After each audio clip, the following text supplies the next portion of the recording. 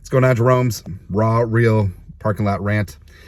I've been marinating on the Kirk Cousins situation for a while and got some thoughts, right? So I think that Kirk Cousins is a great dude. I think he's a great family man. Love the family, love all that stuff.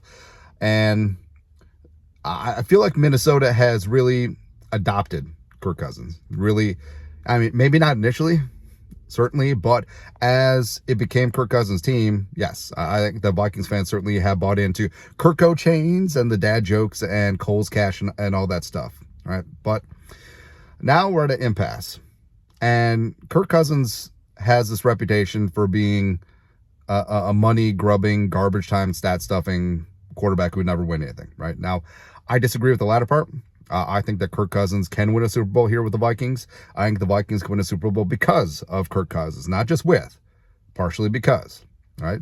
And I think with Kevin O'Connell and with all the weapons here and the locker room loves him, I think that he is in a great spot. But when someone tells you who they are, believe them.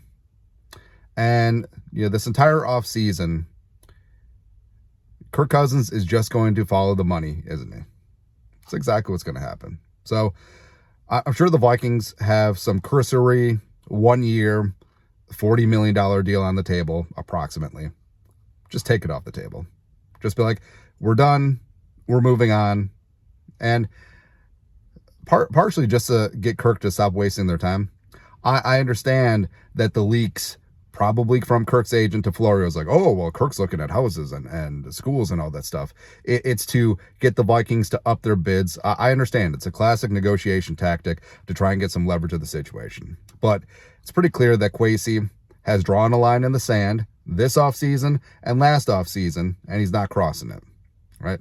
And the Vikings are perfectly situated to find the quarterback of the future. So let's just rip the Band-Aid off and move on. Yes, stop with the soap opera. And I understand, you know, Kirk grabbing every single dollar that he can, right? Do it for the family, do it for the family tree. Generations from now, the Cousins will be like the Rockefellers, you know, sitting on a couple $1 billion, adjusting for inflation. But I don't know why he would go to the Falcons. I understand. Well, his wife is from there and he spends time there. Yeah. That's perfectly fine. They have off seasons for a reason, man. And I know that Atlanta has young weapons, but you're starting over, learning a brand new scheme. But Zach Robinson is from the Sean McVay tree. So is Kevin O'Connell. And Kirk Cousins has proven that he can get the damn thing done on the field with O'Connell's offense the last 2 years, right? Not that matters, apparently. But I don't understand why he's starting over at 36, coming off an Achilles with a brand new locker room, because you saw how long it took for the locker room full of veterans with the Vikings in 2018 to really buy into Kirk. I would say that it wasn't really his team until 2021-ish, probably even 2022.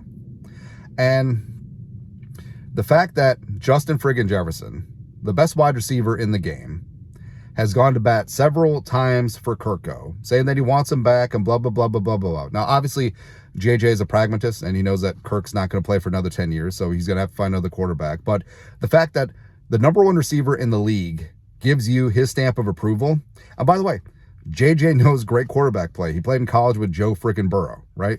So the fact that JJ said that, every single Viking player in the media raves about you, raves about your fam, raves about how they love Kirk and it's Kirk's team and everything. And, you know, like when Kirk blew the Gallahorn at US Bank Stadium, boo, just the reception. And yeah, I mean, there's pocket of the fan base that will never give Cousins the time of day. That's perfectly fine. But I feel like most of the fan base came around to Kirk Cousins and really embraced him. And Kevin O'Connell says he loves him. Kwesi says he loves him to a degree. Ownership as well. And he's in a great spot here in Minnesota. And frankly, his best chance to win a Super Bowl, if that matters at all to him, is right here. But he's going to turn all that down, basically saying, hey, JJ, I know you're the best receiver in the game, but I'm going to go to Atlanta because of Drake London. I'm going to go to Atlanta because, you know, it's not about the money to me. I've been blessed. I've been blessed But structure is what's important to me. And they're going to guarantee some money in 2025, and I'm going to go there for a couple nickels more. Sort of over it. Yeah. And again, I know that people will harp on Cousins because of his contracts. 3 for 84 fully guaranteed, 2 for 66 fully guaranteed, 1 for 35. I understand it. I get it. And people scream about loyalty from teams to the players and players to the teams, and the business is the business is the business. Fully understand. But the fact that the Vikings and pretty Ricky Spielman have given Kirk $185 million over the last 6 years, and he gets his feelings hurt because they're concerned about his age. Father Time is undefeated and coming off an Achilles. And he's sad because they won't guarantee money in 2025. So he's just going to tuck tail and run and say that Atlanta is a better fit. It's exactly like Thielen. Thielen went to Carolina and said, "Oh, I think we can win a Super Bowl here." That's exactly what Kirk is going to say. I don't know, man. I just don't know. I understand we'll put this out here and then they'll just announce that Kirk signed it like a 3-year extension. But I don't know. I feel like I got the temperature of the fan base for the most part. And I feel like there's been a lot of fatigue with Kirk. The daily soap opera, as the world turns, sources say this, and Florio says this, and Doogie says this.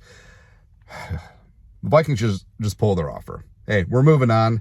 And also, if the Vikings pull their offer, I mean, it's probably going to decrease what Atlanta's going to put on the table. So it's kind of a slap in the face how quickly Ira was replaced by, I don't know, J.J. McCarthy or Penix or May or Jaden Daniels. Who knows? Who knows, man? But anyways, that's it. Ramblings from the car.